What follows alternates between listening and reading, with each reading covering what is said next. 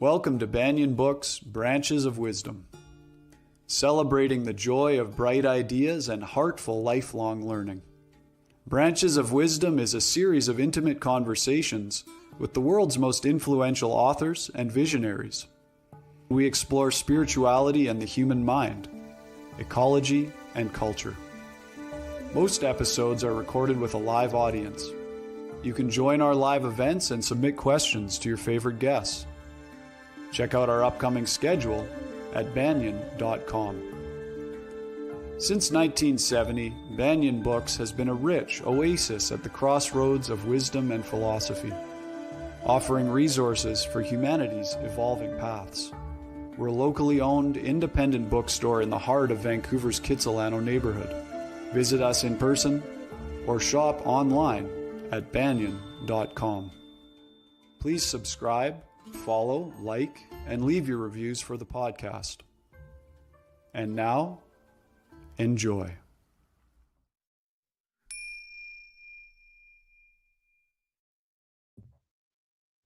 Good evening, everybody. Welcome to Branches of Wisdom, the Banyen Books live streaming event series and podcast series. I'm your host, Ross McKeechee. We have an awesome guest this evening, David A. Robertson. Before we get to his introduction, Banyen Books would like to acknowledge that these live streaming broadcasts take place on the traditional and unceded territories of the Coast Salish peoples, including the Musqueam, Squamish, and Tsleil-Waututh nations. Most of Banyen's podcasts and event series are free, and we welcome your donations to keep these programs accessible for all. Just go ahead and click on the PayPal link in the show description below on YouTube. Towards the end of our conversation today, we will take questions from you, our live audience, for David A. Robertson. So go ahead and type those into the live chat, and we'll get to as many of them as we can. Today, Banyen Books is in conversation with David A. Robertson about his book, All the Little Monsters: How I Learned to Live with Anxiety. Robertson explores the struggles and small victories of living with chronic anxiety, panic attacks, and depression, and shares his hard-earned wisdom in the hope of making other people's mental health journeys a little less lonely.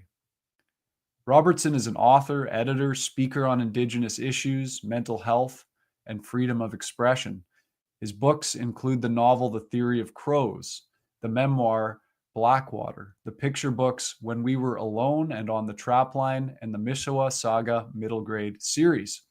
He's won awards such as the TD Canadian Children's Literary Award, the Alexander Kennedy Isbister Award for Nonfiction, the Carol Shields Winnipeg Book Award, and the Governor General's Literary Award, and has been shortlisted for many others. He was the writer and host of the podcast Kiwu, which won the 2021 RTDNA Prairie Region Award for Best Podcast. Also in 2023, the University of Manitoba honored him with a Doctor of Letters for his contributions to the arts. He's a member of the Norway House Cree Nation and lives in Winnipeg, and his website is darobertson.ca. Ladies and gentlemen, a real gem of Canadian literature. Please join me in welcoming David A. Robertson. Hi, Dave. Hi, how's it going? Welcome. Good. Thanks so much for being here. Happy to be here. So I wanted to just start by asking you, because the overarching mood of this book is it's very raw and vulnerable. It's one of you basically sharing everything about your challenges with mental health. I'm just curious, was it difficult to commit to that choice to share so openly and follow through on it without allowing embarrassment or shame or anything to keep you quiet about certain things? No, I don't think so. I don't think there's really much room for embarrassment on a topic like this. I feel like that's one of the issues that keeps people from talking about their struggles, is they feel embarrassed by it or they feel weak because of it. And so I maybe was at first when I first started feeling this way profoundly, about 15, 16 years ago. But it's been a long road, and I've been kind of year by year talking more and more about mental health, and eventually felt like it was important for me to become more of an active advocate and to talk about my story and my struggles. I did that, in publicly, like live, like in front of audiences and festivals, and giving talks, and then eventually I just felt like, I talked about it for so long, and I just felt like it was time to write it down, and so that became All the Little Monsters. But it's something that I felt very comfortable with doing. I've been very open about a lot of things in my career. I think it's one of the things that people appreciate about my work is that I'm very open and honest about, whatever it might be I'm going through, whether it's, the death of my father, or, my mental health struggles, or, just life on the road, living as a writer, and the kind of the struggles and victories that come with that. And so I think that I've developed a good relationship with people, readers, teachers, over the years, and this book is just an extension of that relationship. Yeah, and it's a fantastic book. I really got a lot out of reading it and was very moved and inspired by it. I'm wondering, just to give our audience context for those who might not know, would you be willing to just share what kind of mental health challenges you live with? Sure. Yeah. It's a long one, a long story, but I'm going to give it just a summary. I think that Sure. when I was younger, I had a heart condition. Late '90s, it really developed, and the struggles of that, and the diagnoses, and trouble in getting a diagnosis, was something that made me really distrustful of the healthcare system, I guess. And I kind of knew there was something wrong with my heart, and it didn't seem like anybody really wanted to listen to me about it. And eventually, I ended up in the emergency room, getting cardioverted, because of my heart. And I ended up going to the Mayo Clinic, and I got a diagnosis there within a couple of days. And I had a rapid heart rate and an irregular heart rate. I eventually had to have heart surgery to correct it, and it just made me feel like anything that was wrong with my body, was, I knew what was wrong, and doctors didn't know. And so it led me down a path towards really, health anxiety was the big thing for me, for a long time. Like, I had a headache, it was a tumor. I had a stomach problem, it was a stomach cancer. And really anything it was cancerous, and so, but that's, and Googling symptoms is something I did a lot. And whenever you Google anything that's going on with your body, it's going to tell you it's the worst thing possible, and so it's going to lead you down the spiral. And so that was the big thing. And then eventually I feel like my body and my mind just kind of broke. And it was really, like a lot of things that kind of collided. It was, the health anxiety that I'd been really struggling with. And then my grandmother died, and my daughter was born, and I started a new job, and I moved houses. And so I had a nervous breakdown in 2010.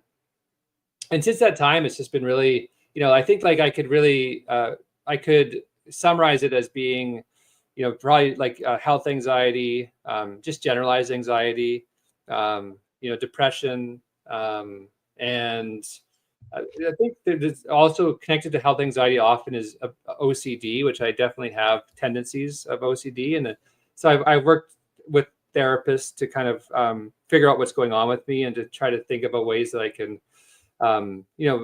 put some tools in my toolbox to be able to, make it through some of the really acute, hard times that I've been, going through different struggles. But there's been a lot of times where it's been tough for me, in terms of my depression, where, sometimes I think it's kind of a miracle that I'm still around, but I have a lot of people that have supported me, and I feel like that has helped me, along with other things, be here for the work that I need to do. And I think that, more often than not, now that I'm glad that I'm here. And it's but that's kind of like a very quick rundown of some of the things I've lived with in my life. But Right. People need to read the book to hear more in depth, the story. One of the things you talk about in chapter 1 is tracing our anxiety back. You say, when you understand its origin, the monster becomes less frightening. Can you talk a little bit for us how understanding the origins of your anxiety can help? Well, my father has always been one of my best teachers. Well, he's definitely my best teacher.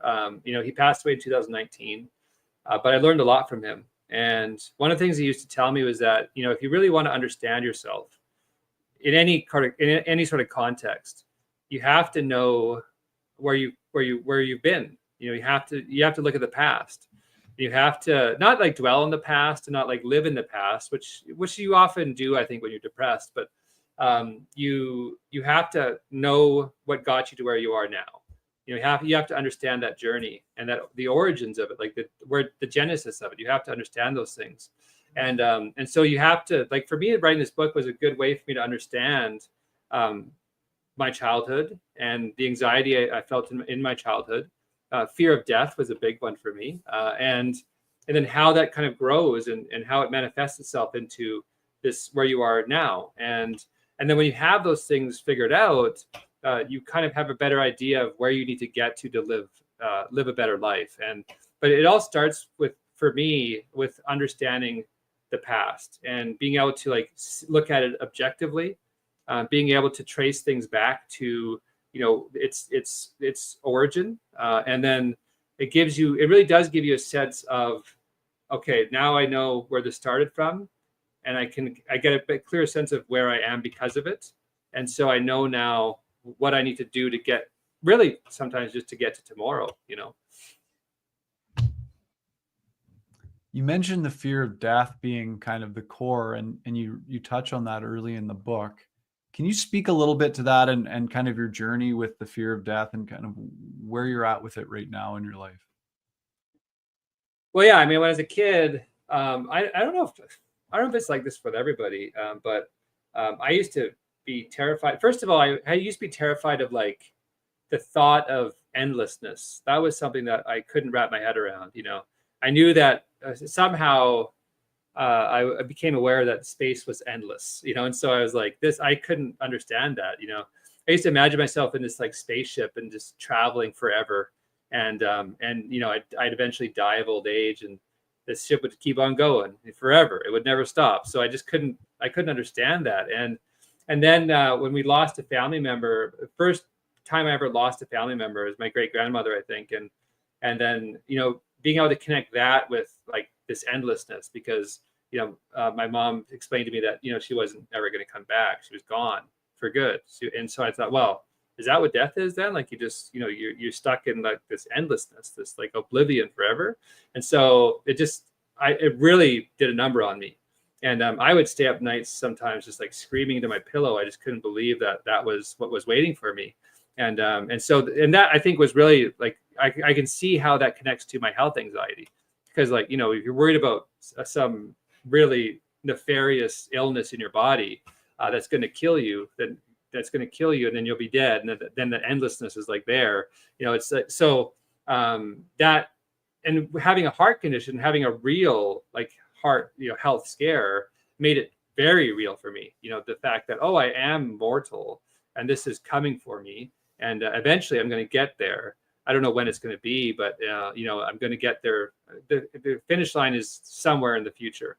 And so, so I think that childhood fear really was what really manifested itself into this profound, really, I guess, hypochondriac, the hypochondriosis, I guess, what's the word?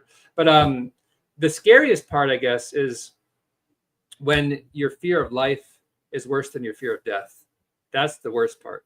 And that's where I've been at a few times, in the last 15 years, where, you don't fear death as much as you fear living. And then that's when you get into trouble. And so where I am now, I mean, I was suicidal probably in like last fall in September. I remember I woke up and I was supposed to go to Germany, and I remember having just thought, like, I just was thinking, like, if I go to Germany, I'm not coming home from Germany. And that was a real thought. And so I didn't go because I was really trying to keep myself alive. And so it was a really tough fall. I lost probably like 25 pounds maybe.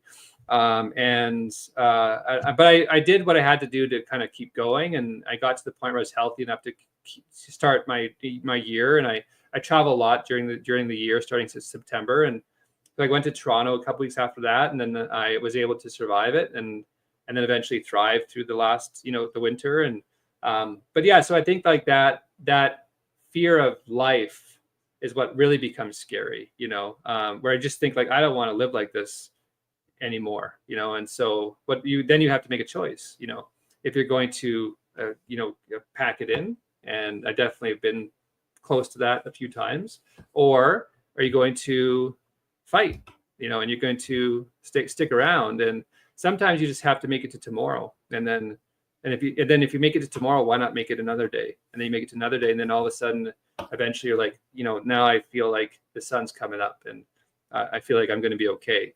So that's kind of where it started, and that's where I am right now. You've used that term twice now, which is just make it to tomorrow. Is that kind of that ability to sort of compartmentalize and break life down into these moments step by step one of the key tools that you use?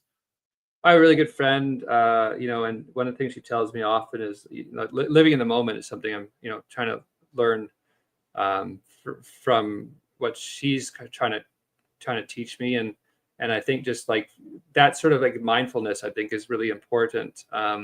Because you're only here now, and so you have to do your best now, and you don't know what's going to happen tomorrow, and you can't change what's happened in the past. So I'm trying to be able to do that, to just live in the moment, and to do the best that I can every moment that I'm alive, and I guess it's a mantra in a way, like, just like, just sometimes you just have to make it to tomorrow, and sometimes it feels that way. Sometimes it feels like, I just have to make it. I just have to wake up and try another day. And then good things can happen, and there's a lot of things I would have missed if I didn't. And I'm really grateful to be here. And there'll be days, I'm sure, in the future where I'll feel as well that I don't know if I'm going to make it. Because when you live with depression, that's how you feel sometimes. But it's how you learn how to address those depressive moments and work through them by being present in the moment. And I think that's something I'm getting better at, incrementally, maybe. Right. I was reminded there was a quote that really stood out to me. You were talking about your father and how you were talking about your own regrets about the past, and then about your father and how he didn't really give much thought to regret. And there was a quote where you said, reclaiming things that have been lost seems more worthwhile than thinking about things that cannot be changed.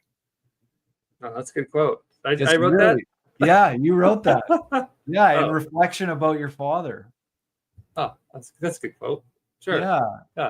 I'm curious. You talked about your dad a bit, how he was your best teacher, but I know you also talked about struggling with identity from a young age. How has your identity? You're from the Norway House Cree Nation. How has getting in touch with your identity helped you in these challenges? Well, it's whole. It's wholeness. It's feeling whole, I think, is part of it. So when I was younger, I didn't really feel like a complete person, I guess. Like there was always something I felt that was missing. I often think of Shel Silverstein's The Missing Piece. So I felt like there's something that wasn't quite there, and I didn't know at the time. I think it was intuitive, because when I was younger, I didn't know that I was Indigenous. I didn't know that I was Cree. I just knew that I just didn't feel complete, I guess.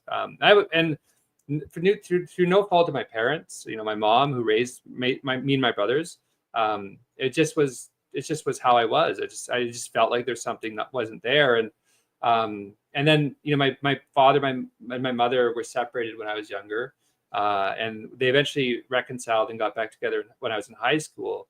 And my dad coming back into my life consistently, and teaching me about his life back in Norway House, and his childhood, growing up on the trap line, and just the things that he experienced, living and growing up, and the work that he did in Indigenous education, and and meeting his friends, and going to the community. And eventually, after a lot of work, I felt like, first of all, I could self-identify as being Cree, and then eventually feeling proud that I was Cree. And that's where I'm at now, is I feel really proud of who I am. I feel really proud of my community. I feel really proud to be, a Cree person. And that's given me a lot of value. It's given me values in ways to live better and to live a good life. And so that has been a huge,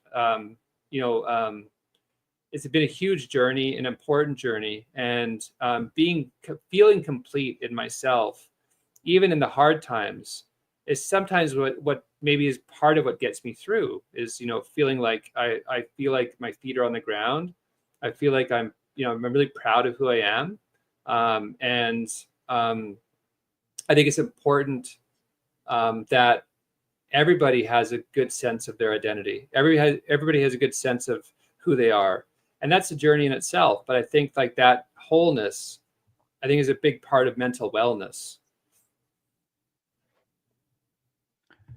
And if people want to hear more about your relationship with your dad, that's the focus of your memoir, Blackwater, right? Yeah, Blackwater is a trap line my dad grew up on, and so we went to the Blackwater get together in 2018. We spent the day out there on Blackwater, and I got to see where my dad grew up, and it was interesting. It was a great day, and one of the things I remember about that day is how much I began to value the land, as a medicine. As I said, I live with anxiety and depression, and I up until probably a few months ago, I was taking antidepressants for about maybe 5 years. I take anti-anxiety medication. I've taken it for a long time, and so when we went to the trap line, I was still taking anti-anxiety medication. And I remember like that day, we were on the trap line or fishing by the trap line for the whole day, and at the end of the day, we were taking the boat back to Norway House, and I remember turning to my dad, and I just was like, I didn't take my meds today, Dad.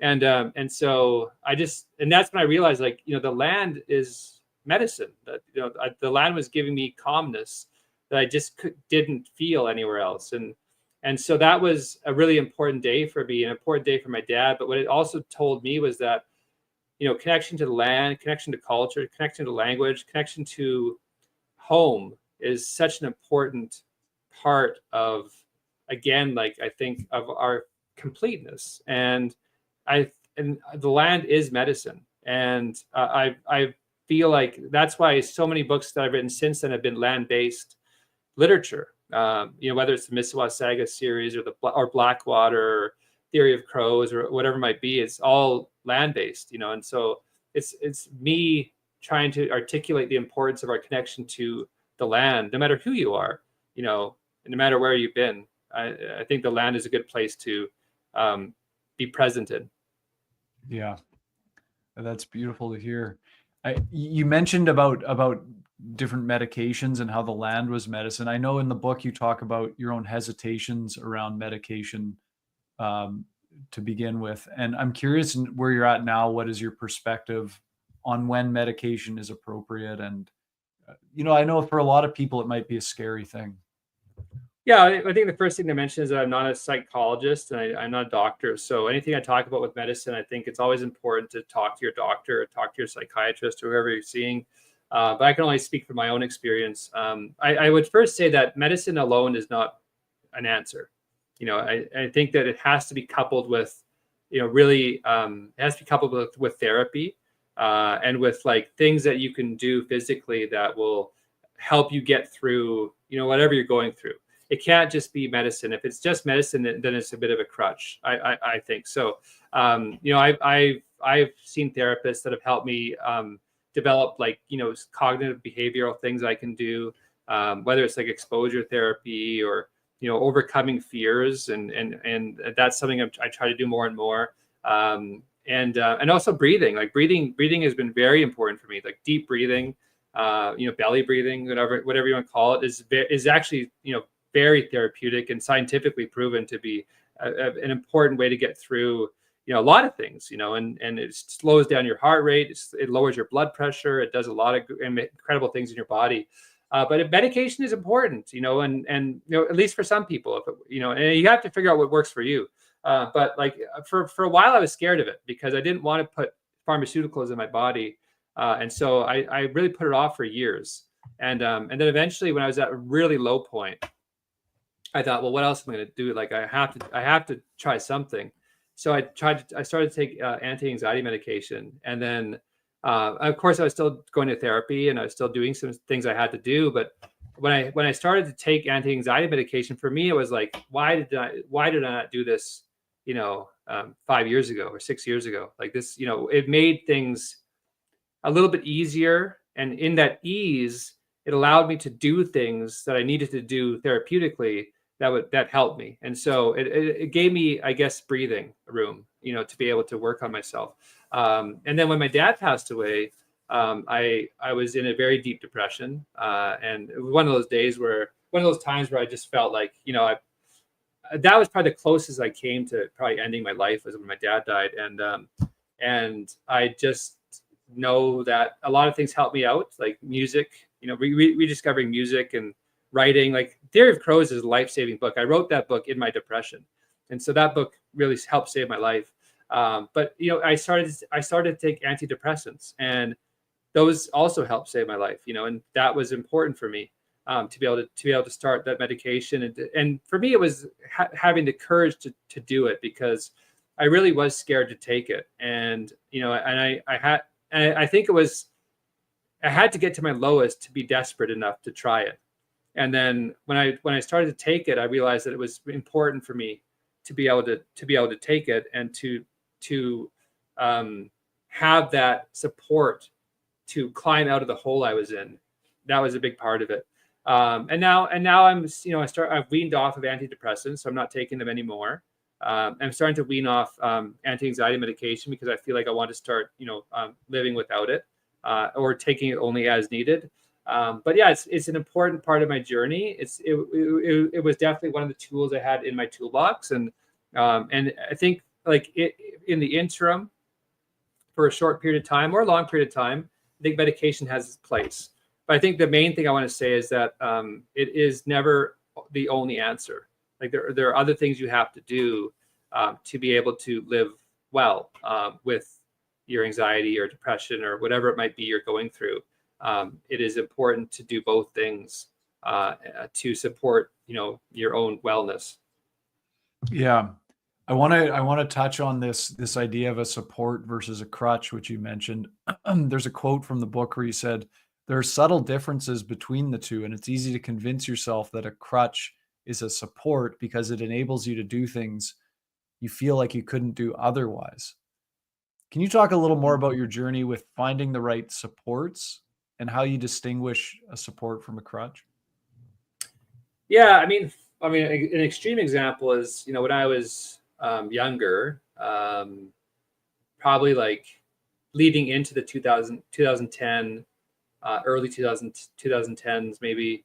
One of the things that I would do is, I would be self-medicating, with I would be drinking, and I never drank a lot, but I felt like having a drink or two, it numbed things out enough for me to be able to function, and so that, but having alcohol to numb out your mental health struggles, it inevitably is going to lead you to more mental health struggles.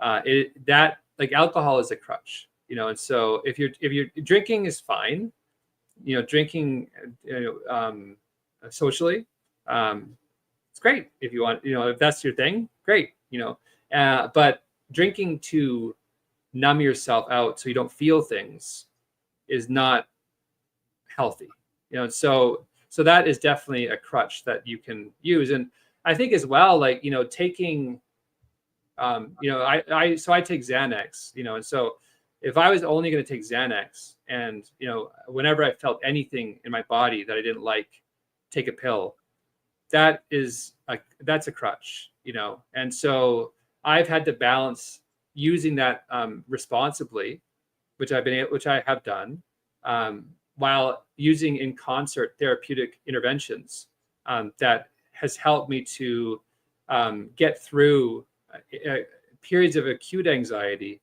and depression, while using medication as a support, and so I think you just have to find what my dad would say would be the balance. You have to find a balance that works for you. And if you're not finding that balance, if you're doing only one thing to get through something, and that one thing that to get through something is not, is either drugs or alcohol or, or gambling or, whatever it might be, then those crutches become destructive. And it will lead you down into a spiral that will exacerbate your problems, not correct them. Yeah. I just want to take one moment to remind our live audience, we're going to be getting to some of your questions for David in about 15 minutes. So keep them coming into the live chat on YouTube, and we'll tend to as many as we can in a little bit here. Dave, in the book, you write about the reality of the mind impacting the body, and you say, it's difficult for me to believe that I have a mental health illness. It's far easier to accept that I have a physical ailment because there are treatments that can provide a cure for that. I can't count how many times I've asked my therapist, my doctor, or my wife, Jill, can anxiety do this? Can you talk a little bit more about this relationship between mind and body and how you talk about it as like this vicious cycle where the anxiety and the hyper awareness of what's going on in your body kind of creates this loop that exacerbates the situation? Yeah, I mean, the mind is a powerful thing. It can create bodily symptoms, and they're real. Like the bodily symptoms, they're happening. They're there for sure. But it starts with the mind. When it comes to mental health, your mind can create very physical symptoms. For me, it does. My anxiety is very physical. And so there's a very strong connection, for example, to your mind and your stomach. So like a lot of times when I'm in really bad bouts of anxiety, I'll lose weight because my stomach will kind of tense up, and I just don't feel like I have any appetite. So I'll like just in the fall when I mentioned it, I lost 25 pounds. I was a rail, and it was because my stomach was just not accepting food, and I couldn't feel like I could force myself to eat anything. So I wasn't eating very much. It's caused like, muscle twitching. It's caused, palpitations beyond just my heart conditions, or it exacerbates my heart condition by causing more palpitations. It causes, stress headaches. It can literally, insomnia. I mean, it can literally cause anything in your body to happen. It can do it. Your mind can do it, and so you have to be able to, first of all, I guess, like, figure out when it's your mind and when it's your body. And I think that's a trick, because sometimes you can have an actual physical ailment and you have to be able to recognize it and know when you need to actually go treat it, or when you need to actually treat, what's going on in your mind. And so that comes with experience, I think. A good example is last year in February. And I travel a lot, and I travel probably like more than half the year every year. And when I travel, often I was traveling with Tums and Gas X, and I just, and I always felt bloated, and I had heartburn a lot, and that can also be definitely caused by anxiety. So I was like, oh, my anxiety is doing this, so I'll just travel with all these things. And then I woke up one morning in February last year, and my stomach was in searing pain. And I just felt like, oh man, this is terrible, but this has got to be my anxiety. I've had stomach problems for a long time because of anxiety. So I left it for hours, and for way too long. And it was probably like 6 hours later or so, or more, maybe 7 or 8 hours. And I just felt, finally, I was like, I think I have to go to the hospital. Like, this is ridiculous. This cannot be my anxiety, So I drove myself over to the hospital by my house, and no, I actually drove myself further away because our healthcare in Manitoba is pretty crazy right now. So I drove myself to the place with the lowest wait time. Right. I still waited 6 hours in the emergency room. And so I let it go. In the end, it was probably 14 hours from when I woke up with this terrible pain to when I actually got into the emergency room. And they did this archaic like ultrasound on my stomach, and they found this little stone. And they said, "Well, I think you might have gallstones." Oh. And so they got me into a better ultrasound, and then after the ultrasound, like maybe 5 minutes later, 3 doctors came in the room, and they were like, "Your gallbladder is full of stones, and there's a stone lodged in the entrance to your gallbladder. And if you eat or drink anything, it's going to set off like unbearable pain." And so I was like, what do we do? Can you like get the stones out of there? And he's like, no, you have to lose your gallbladder. So I actually had emergency surgery and had my gallbladder out. And but like, so if I had waited another day and just made it like kind of to push through the pain, and it's just like, hey, this is my anxiety. I feel silly going to the doctor because I've been to the doctor several times for reasons I shouldn't have been there for. So I kind of conditioned myself to not go to the doctor when I should now, because I feel like, well, it must be my anxiety.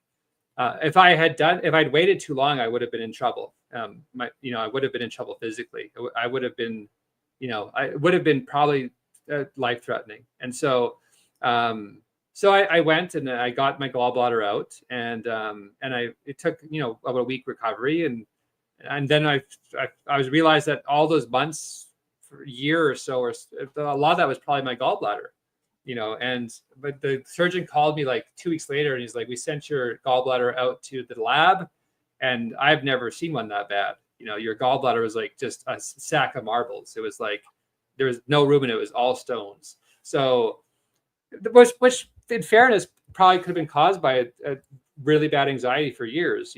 That it can cause that too. But really, it was a physical problem I needed surgery for.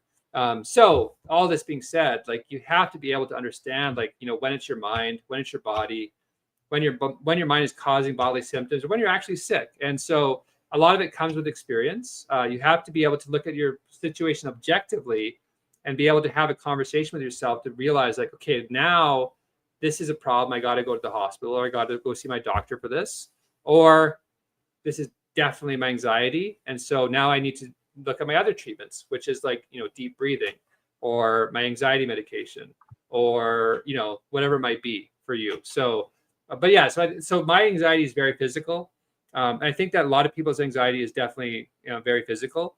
And so you have to know how to treat that physicality, and when you need to treat the physicality, and how you need to treat the physicality. Right. So that's a real journey of experience and discernment, and being curious and trying to figure out what's really happening there. Eh? Yeah, you have to know your mind, and you have to know your body, and I think it takes definitely some time to be able to do that. And when you're in real pain, that's your body telling you that this is probably something that's not, you need to go get checked out. So it's just, it's. But again, it is experiential for sure. Like I've been able to get to the point where I can probably tell when it's actually something I'm actually sick, and when it's my mind. It's almost like you're turning it into a superpower. I don't know. Listen, like, when you have anxiety, like I do, and like a lot of people do, like so many people have anxiety. So many people have mental health struggles. Sometimes getting out of bed in the morning is a superpower, and I think that, it's a courageous act sometimes to get up and go about your day when you don't feel like you want to get up. And so, and as I tell people all the time, like, it's brave sometimes just to get up and live your life. And you have to give yourself the respect and acknowledgement that you've done something that is hard. And it is these small victories sometimes that keep us going. You have another new book coming out, Dave, 52 Ways to Reconcile, How to Walk with Indigenous Peoples on the Path to Healing. And I saw the quote from Shelagh Rogers that says, For every Canadian who ever asked, "What can I do?" this is the book you've been waiting for. Can you tell us about this book? Because I know it's really action oriented. That's generous of Sheila. But, I slipped her some money, and she was able to do that. So reconciliation is a big part of my career. It's something that I've been, working on, for about 15, 16 years. It's been the biggest part of what I've done. And it is something that I think a lot of people respect and know that they should be doing something. But I often hear, and in my travels, I talk to Canadians a lot, and there's kind of like a fear of doing it wrong, or of really not knowing what they should be doing. And I've heard that enough that I decided one day I should write a guide for it. Just like, here's some ideas of things that you can do. So if you know that you need to play a role, and I think everybody has a role to play in reconciliation, here's a guide that will give you ideas that you can do. It's like one action every week for a year. So it's like, I'm just trying to help people out, give them a bit of a kickstart. And then hopefully, after the year, or you could do it, listen, there's no hard and fast way. You can do a couple actions a week if you want. There's no like regimented thing here. But eventually, doing things on your own, taking your own actions, figuring out what your role can be and what you can do, and playing a role, I think is what the outcome of, I hope, of this book is going to be. And it gets everybody walking together as a community. I think that's the main thing. Like, reconciliation to me is like building community and walking together as a community. That's what I think is the most effective thing to do. That's awesome. Yeah, that's really great. And you talk about the power of in this book, you talk about the power of story for healing, and that must play into the path of reconciliation too. No, us sharing stories as a community. Oh yeah, it's like it's the foundation of reconciliation. Like there's no reconciliation without story. Like the story is the truth. It's truth and reconciliation. It's not just reconciliation, right? So it's the truth part are the stories we tell, and the stories that we hear and listen to and learn from. It is the foundation of everything. Story is the foundation of everything. And so I'm biased because I'm a writer, but like I think that I have seen in my own life that stories have saved me in many ways, and they come in all forms. Stories come in form of literature, they come in the form of music, of theater, of dance, in television. There's so many ways to tell stories. There's so many ways to hear stories and read stories. It is the connective tissue of community. Yeah. We've got some nice questions rolling in from the audience here. Is it all right if we get to some of those? Yeah. Okay, great. There's one here from Andrew who says, how has the reception of All the Little Monsters surprised you? Have reader responses changed how you think about the book? Well, it scared me at first. To be perfectly honest, one thing I wrote in this book at the very end of it was, everybody needs somebody. Everybody needs somebody to support them. I love this book, the boy, the mole, the fox, and the horse. And in one scene in this book, the horse is asked, "What is the bravest thing you've ever said?" And the horse says, "Help." And I think that's so profound, right? And so when you ask for help, you need support there to give you that help. And so I feel like that support. I lost my train of thought now. What was the question? Was help, right? You were talking about the book. The question is, how has the reception of All the Little Monsters? Oh yeah, okay, yeah. So I said, in the book I said, if you don't have somebody, you can call me. And so, look, I meant it, but when the book, I didn't expect. So the book came out. I think it reached #1 for a week or two in Canada, and so a lot of people were reading it, and a lot of people obviously saw that I said you can get in touch with me, and I meant it. And I have gotten probably easily over 100 emails from people who have read the book and who just want to, initially they just telling me their own story. they were saying that, whatever, like, they're thanking me for the book. I don't like to talk about those things, but they were saying like, I'm going through it and here's my story. And that was like really powerful, but also very scary because I didn't know what to say back because I'm not a therapist. And so I remember I talked to a friend of mine who is a therapist. It was one night I was in Toronto and I was receiving lots of emails and I just had to launch, I think, where someone in the audience was having a panic attack and asked me to help them. And we did deep breathing, like I got the whole audience to do deep breathing together. But like, I remember calling my friend and I just was like, I don't know what to do. I don't want to fuck up. And oh, sorry, well, I can say it. But anyway, no I don't want to hurt somebody, by telling them the wrong thing to do. And I just don't. And I was crying because I just like I want my whole goal in my career. I guess like over anything else is I just want to help people, and so I just don't want to harm anybody. And so she said, like, all you have to do, they just want to tell you how they're feeling. You just have to listen and tell them that you hear them, and then direct them if you need to the right place to go to. And so I said, oh, I can do that. So this book, since that time, and really since it came out, has been a gift for me, and I have gotten incredible value out of hearing people's stories, of knowing that people are comfortable sharing with me what they're going through, and being able to tell them that I hear you, like I see you. I'm sorry you're going through what you're going through, but it's going to be okay. Even if it's not okay right now, it's also okay not to be okay. And so that's really all I say back to people. And I think it's been really great for me, and hopefully it's been good for other people in what the book has offered. What it has taught me, though, as well, is that there are so many people living with mental health struggles. I had no idea. I knew there was a lot.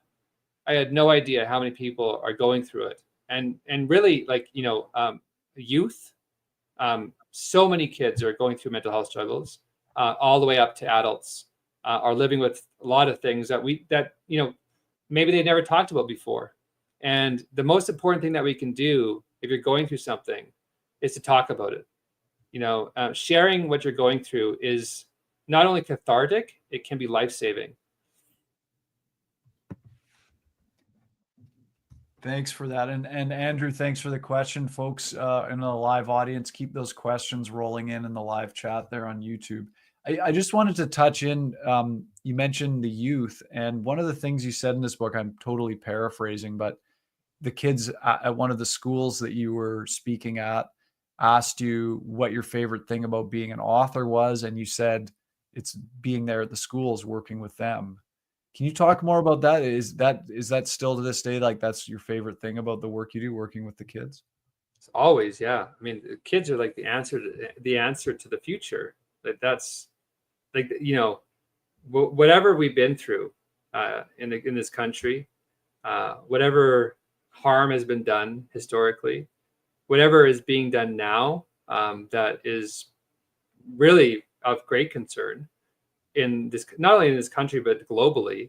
The youth are going to be the ones who save us, and what we can do is prepare them for the job they have to do. Unfortunately, it's not fair that they have that job, but I've met enough youth. Like, I talk to kids more than anybody, and I probably speak to, I don't know, like over 10,000 kids a year, I'd imagine. And it fills me with a lot of hope to see what they're learning and to see their compassion and their empathy and their willingness to take action is really incredible. And so we just have to make sure that we are giving them what they need: literature, education, whatever it is, to enable them to do the work and to make better decisions than have been made in the past, and to be better leaders.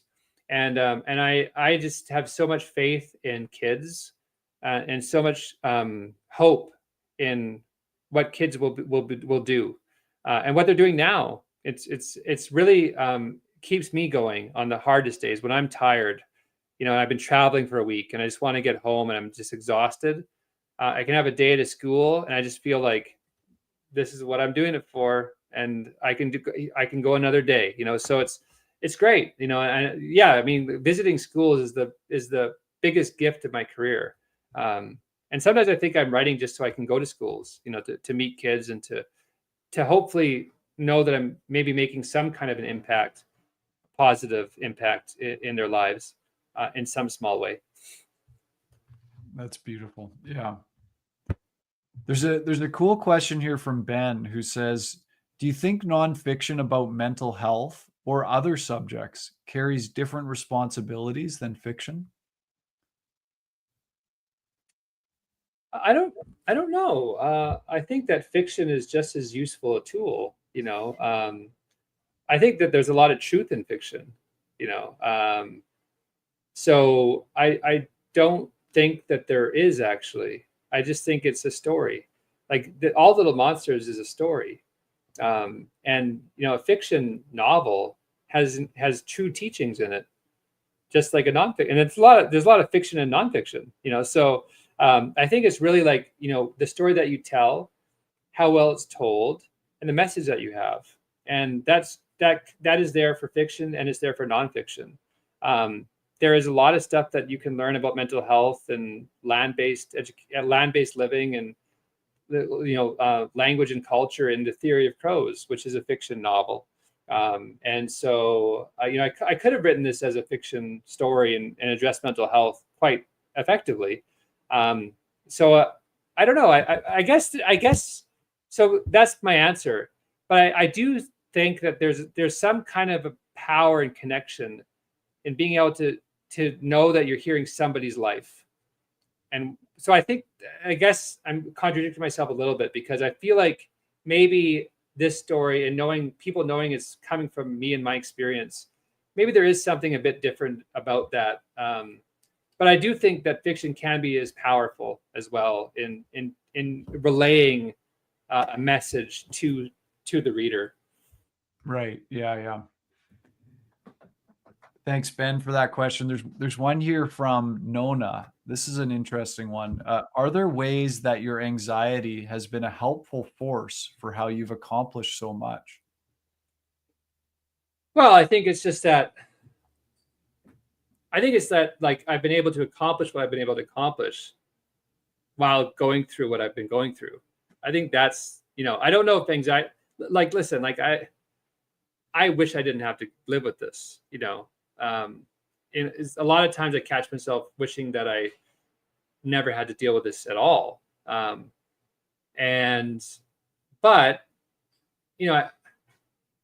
I was asked a question by a kid in an assembly earlier this year. And the question was, if you could go back and tell yourself something, what would you tell yourself, your younger self?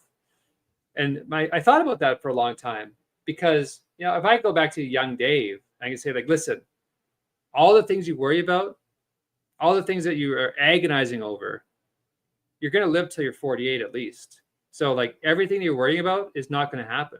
Right.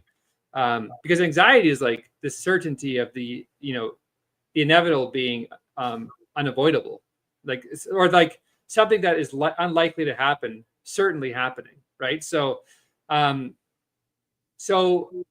then what I really, I guess, settled on was that I wouldn't tell myself anything if I go back in time and talk to my younger self. And here's why. Everything that you've been through in your life, everything negative, everything difficult, everything positive, has led you to where you are now. And what you have to be able to do in life is to accept yourself for who you are. And more than that, love yourself for who you are. And if you change anything in the past, if you do anything differently than what you did, you are not the same person. And I think that you have to learn how to love yourself for who you are and value yourself for who you are. And because you can't change anything, everything that you've been through has made you who you are today. And so I guess to answer your question, I think that I've been able to accomplish a lot in my career, not despite my anxiety, but because it's a part of who I am. And like, I'm proud of what I've been able to do, but I'm probably more proud of it because of what I've had to go through, you know? And so if that makes any sense. Oh yeah. Oh yeah. That's really beautiful to hear that. Yeah. The message in this book is so uplifting.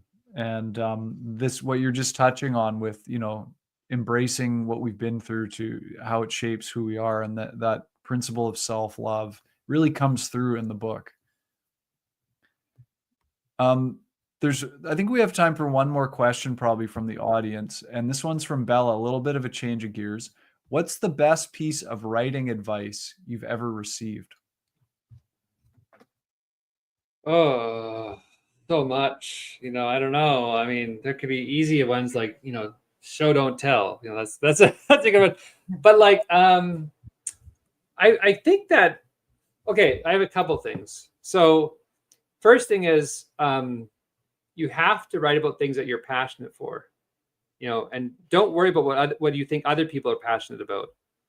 You have to write about what you're passionate for, and that's how you're going to get the most out of yourself, the most out of like your stories, the most out of your work is finding that passion, and it's different for everybody. But so that's probably the first thing. The other thing is you have to be able to step out of your comfort zone and really like challenge yourself continually, and like for me, I'm always writing about things that I'm passionate for, but I've challenged myself to strive for excellence in everything that I do, by never doing the same thing twice. So like if you look at my catalog of books, I've written picture books, I've written novels, I've written graphic novels, I've written fiction, I've written nonfiction, I've written fantasy portal stories, memoir, historical fiction. I've written. There's really like no through line in the form and genres that I've written, and I've been able to do well at everything. And I've done that because I've worked very, very hard, and I've challenged myself to continually get better. And I want to be the best writer out there. I'm never probably going to be the best writer out there. But if you're not trying to be the best, then you're not going to be the best you can be. I think that's very important. So that's the other thing. And I think just technically, write like all the time, and write everything. And then, but read all the time too. Like, the best writers are also the best readers. And I read to learn. So if I'm writing a memoir, I'm reading memoirs. If I'm writing a picture book, I'm reading picture books. If I'm writing portal fantasy, I'm reading portal fantasy. And because I want to learn from the best. And I always read writers who are better than me, to learn as much as I can about the form, about structure, about development, about everything, because I'm like a sponge. I want to learn as much as I can all the time, to be the best that I can possibly be at what I do, because I feel like there's value in my message. And the better I write, the better my message will come across.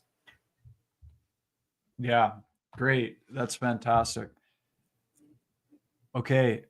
There's one great question I think that just came in from Sabina to close with, but I just want to remind people we've had the real privilege today of speaking with David A. Robertson about his book, All the Little Monsters, How I Learned to Live with Anxiety. It's a really amazing book. You can get it at banyen.com or come see us in person at the corner of 4th and Dunbar in Vancouver's Kitsilano neighborhood.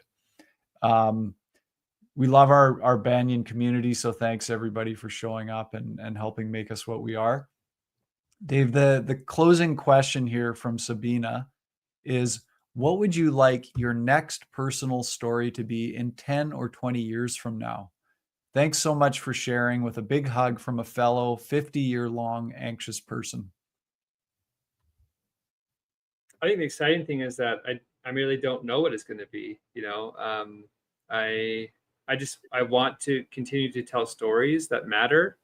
And I know that I have books contracted for the next 5 years. So I mean, it's not that far off. But I really don't know what a book from me will be like in 10 to 20 years. I just know that whatever I do, I'm going to do it with, every ounce of effort that I have, to make it the best that I can make it, and to have something to say in it. I think that's really important for me. I never write a book unless I have something to say in that book that is, I think, meaningful for other people. So I don't know what it will be, but I think that's probably what you can expect, hopefully. I plan to take some time off after I'm done the books I've contracted for. I haven't really taken time off for 15, 16 years. So I think I'm going to take a couple of years off when I'm done. And that'll probably be in about 4 years. When I come back, I'll write something. Hopefully that'll be really good. But I don't know what that will be right now. Dave, thank you. Thank you so much. Really, really honored to speak with you today. Thank you for having me. Appreciate it.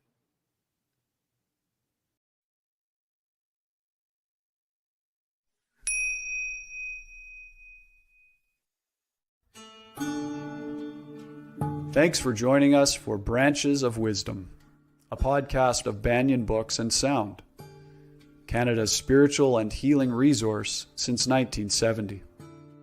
Our podcast producer is Jacob Steele, and I'm your host, Ross McKeechie.